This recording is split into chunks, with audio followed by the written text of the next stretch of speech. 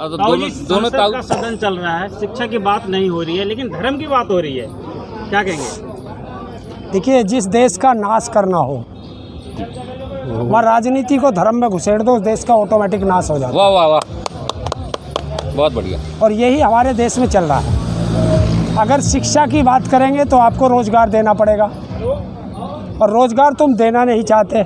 देश के युवाओं को तुम मजदूर बनाना चाहते हो, और मजदूर तुम चीन के रास्ते पे हमें लेके जा रहे हो, तो वो रास्ता देश की जनता को मंजूर नहीं है। इसलिए देश की जनता अब सड़कों पे आएगी, और जब सड़कों पे आएगी, लोहिया जी कह कर के गए हैं क्या, जिंदा कौम 5 साल इंतजार नहीं करती। हरिंदर ताऊ जिंदाबाद। जिंदाबाद। राहुल गांधी के बयान की बात करें तो उनके बयान को लेकर बीजेपी कह रही है कि ये हिंदू विरोधी है। देखिए, अब वो क्या कह रहे हैं, पढ़े लिखे आप भी हैं और पूरे देश की जनता ने वो बयान देखे हैं। उन्होंने कहीं भी हिंदू को गलत नहीं कहा, उन्होंने बीजेपी और आरएसएस को कहा है। और बीजेपी संपूर्ण हिंदू नहीं है, आरएसएस संपूर्ण हिंदू नहीं है, नरेंद्र मोदी संपूर्ण हिंदू नहीं है, ये देश संपूर्ण हिंदू है। और हमारे हिंदू धर्म हो, मुस्लिम धर्म हो, सिख हो, ईसाई हो, बौद्ध हो, कोई धर्म हमें हिंसा नहीं सिखाता, और ये शब्द कहना कोई गलत नहीं है।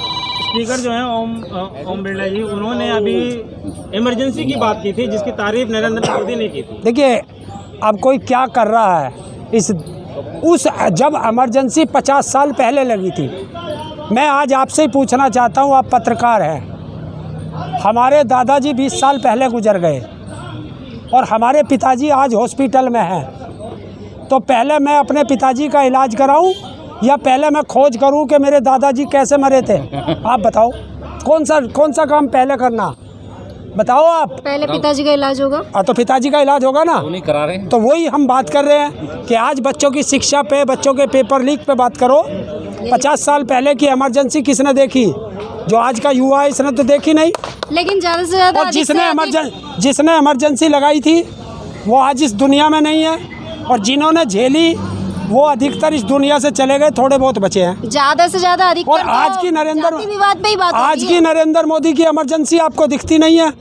उस समय की इमरजेंसी में कोई चुना हुआ मुख्यमंत्री जेल नहीं गया था, और आज की इमरजेंसी में, घोषित इमरजेंसी में, चुने हुए मुख्यमंत्री जेल के अंदर है। तो वो खतरनाक थी या ये खतरनाक है?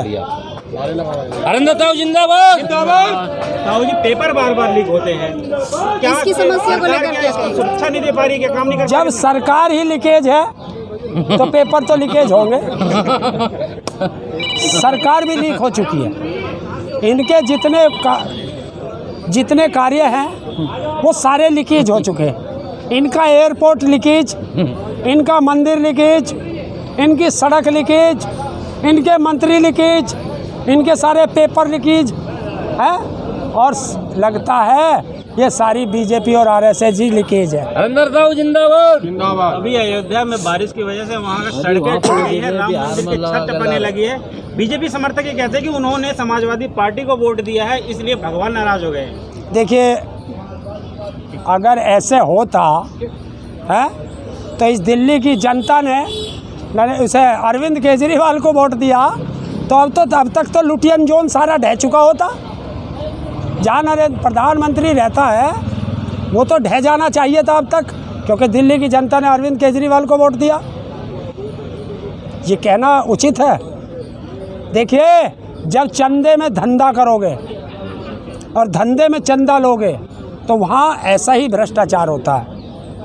ये जितने गुजरात की कंपनियाँ लगाई गई, बड़े बड़े देश में जहाँ भी बड़े बड़े ठेके हैं, सब गुजरात की कंपनियों पर है, सब गुजरात के ठेकेदार हैं, और वो अपना कमीशन लेके और चले जाते हैं, और बाद में यही हाल होता है। किस आदमी ने उस सड़क का ठेका दिया था? उसका उद्घाटन किसने किया था? आप उसे सजा दे दो, अगली बार से कोई सड़क नहीं ढह सकती। बहुत बढ़िया। एयरपोर्ट का उद्घाटन किसने किया था? किसने किया था?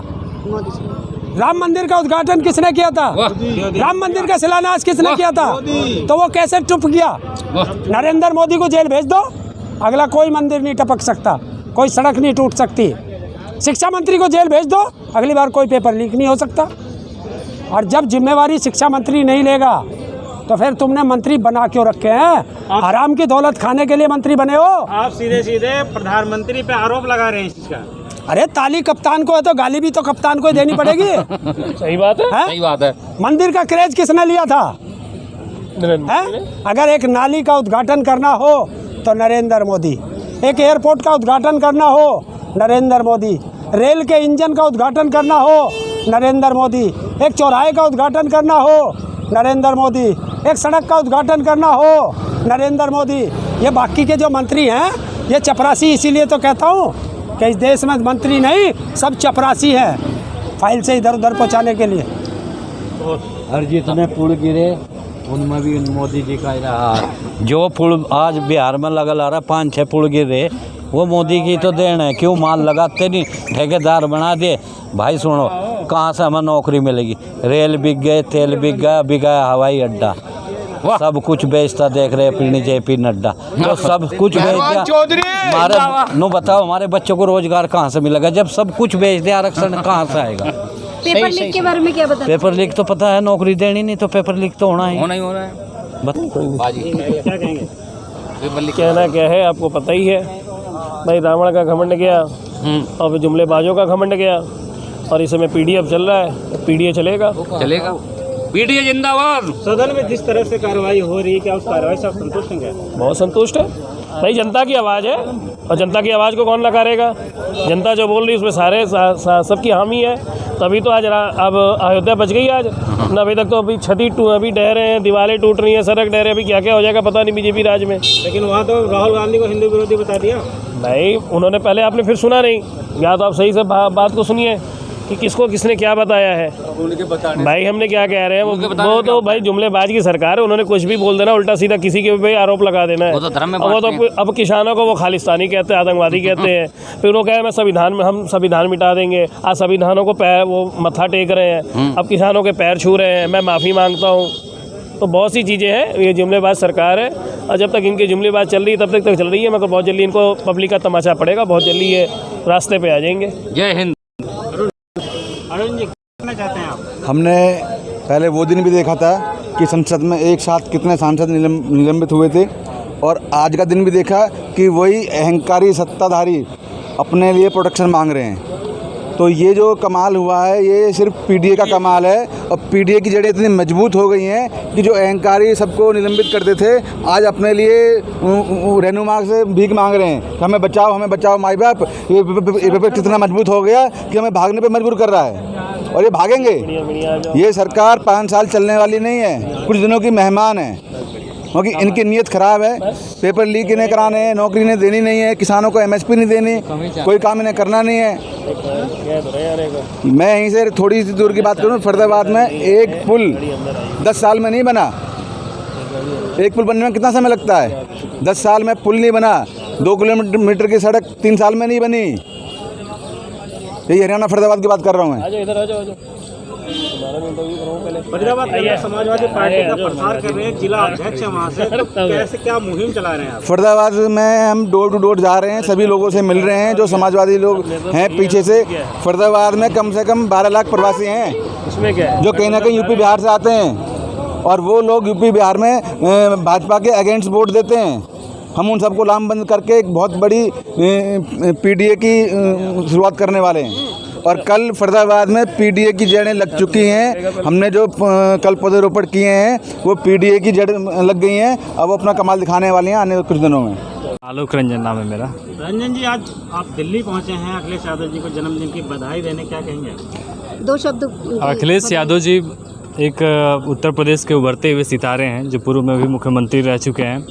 जन्मदिन पे सारे लोग यहाँ एकत्रित हुए हैं उनको बधाई देने के लिए। कल माननीय जी लखनऊ में कार्यक्रम था, इस वजह से यहाँ नहीं आ पाए, तो इस सारे साथी यहाँ बहुत ही दिल की गहराइयों से धन्यवाद, आभार उनका प्रकट करने के लिए यहाँ उपलब्ध हैं, मौजूद हैं। जल्द ही वो आएंगे, सभी लोग उनको बधाई और धन्यवाद देंगे। युवा उनके अंदर ऐसा क्या देखते हैं जो युवाओं का एक जो तबका है वो लगा पड़ा है, युवा लगातार बढ़ोतरी हो रही है, ऐसा क्या देखा युवाओं ने? तो युवाओं में देखा कि एक तो हमारे नेता माननीय प्रधानमंत्री जी सदन में बैठे हुए हैं, आप देख रहे हैं कि नीट का पेपर जो सबसे देश का बड़ा पेपर माना जाता है। हमें लगता है कि हर एक इंसान को जीवन में अपने कभी ना कभी डॉक्टर की ज़रूरत, चिकित्सा की ज़रूरत पड़ती है।